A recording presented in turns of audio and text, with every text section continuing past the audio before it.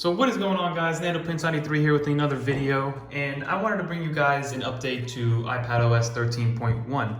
So as most of you guys know, iPadOS was finally released and Apple kind of skipped iPadOS 13.0 because there was a lot of things that they wanted to kind of tweak, and they kind of rushed it with iOS 13.0 for the iPhones, and they figured, hey, let's just skip iPadOS 13.0 and go straight to 13.1 and give everybody all the features that they wanted from the beginning. So this is going to be an overview of all of those features. I'm going to give you guys like my top 5 favorite ones and the most useful ones that I've noticed and that I use on a daily basis, and also, you know, some of those little tweaks that nobody's really talking about. So the first one I'm going to talk about is audio sharing, right? So actually, I can't physically show you because I only have one pair of AirPods, as you guys can see. And basically, audio sharing is what Apple promised in their WWDC keynote back in June.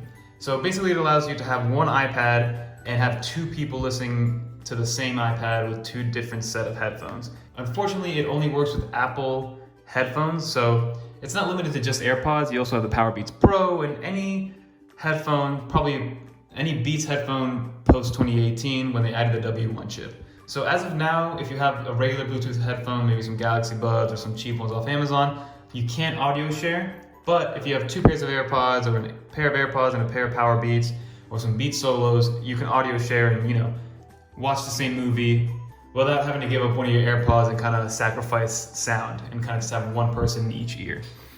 Another small tweak that Apple made is actually related to the headphones. So if you guys can see, I'm putting the volume up. You can actually grab it.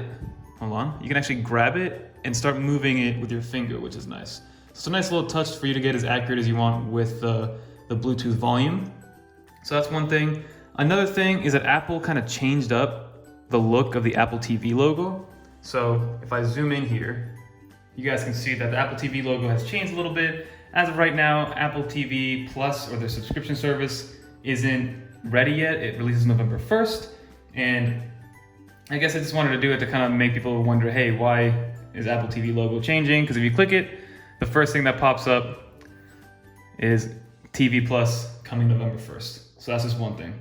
And then another nice little tweak, which again was promised in the beginning, but didn't come until 13.1 to iOS, and now it's here on iPadOS 13.1, is sharing your ETA, right? So if you're going somewhere, right now I have it going to McDonald's. Again, this is gonna be very similar to the previous video when I talked about iOS 13.1, but you can now share your location via AirDrop, you know, via text, however you see fit, to let people know just how far away you are and say, hey, I'm 5 minutes away, I'll meet you guys there. Here's my proof, essentially, is what it's showing. Another thing is that Apple finally brought back the Help a Friend feature under Find My. So if you have your iPad or even your iPhone and your friend loses theirs, you can, instead of having them go to, they need to go to a computer or a different device to sign into iCloud, you just go into your own Find My, and then there's an option under the Me section where it says Help a Friend. So that'll allow the friend to sign into their iCloud account and then hopefully locate their device, which I think it's an extremely helpful tool in order to help your buddy out. A couple of other small little tweaks under the settings. They moved the display and brightness, or they moved the dark and light mode under display and brightness now, which is nice. And also, if you guys notice, the little screens here, they move on their own. There's a little animation that goes along with it. So there's now, there's a little animation that goes down here. As you guys can see, the home screen kind of moved out of the way. So I thought that was a pretty cool addition, to show some animation, to show a little bit of something different within the settings app. One more thing that I did notice, which is also in settings. A lot of these things revolve around the settings app and back-end things. So if you go into general, and then fonts gets its own now category, and you can go through here to install new applications. And last I checked, it kind of takes you to just the App Store, which is weird. So I don't know how Filmer or 1Password is going to help me out with fonts. So I think Apple needs to fix that still to get us to the right part of the App Store. And that's pretty much it in terms of, back-end things that I really noticed. Again, Apple Arcade is a big one. I highly recommend you guys try that out.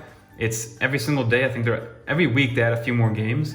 But now we're definitely over 100 games. About a week ago, they were only at 50, and the games just keep getting better. I've been playing with it more and more. If you guys want to see some videos of me reviewing some of these games, because I do want to show maybe one new game once every 2 weeks, just comment below and let me know what you guys think I should do. Oh, and then they also brought back automation. So automation revolves around shortcuts.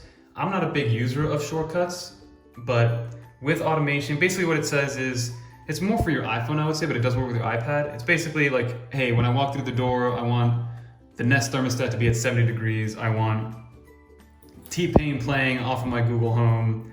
I want my lights to turn red or blue when I get home. So it's basically automating a bunch of scenarios and situations for where you are. You know, so like if you have it on your phone set to when you get to work, the temperature goes to 74, so you don't spend as much money on your electricity running the AC, things like that. So I think it's a nice little touch. I might play around with it a little bit, who knows, but I've never been a big shortcuts guy because it is a little bit complicated and it's not super user-friendly. You gotta like learn it pretty well.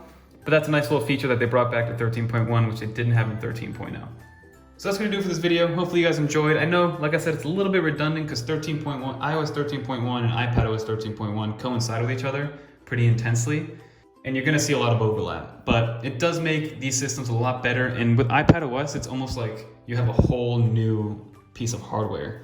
You know, just adding this widget to the home screen makes it feel so much different. Mouse support has gotten amazing. If you guys want to check out mouse support, I'll link my most popular video in the description below. MFI controller support is there, and list goes on and on. You know, the control center has a bunch of new features. If you long press, you can now see all the different Wi-Fi's within the settings app or within the control center app, etc., etc. So that's gonna do it for this video. Don't forget to like, comment, subscribe. It really helps the channel grow. And that's gonna do it for this one. Until next time, peace.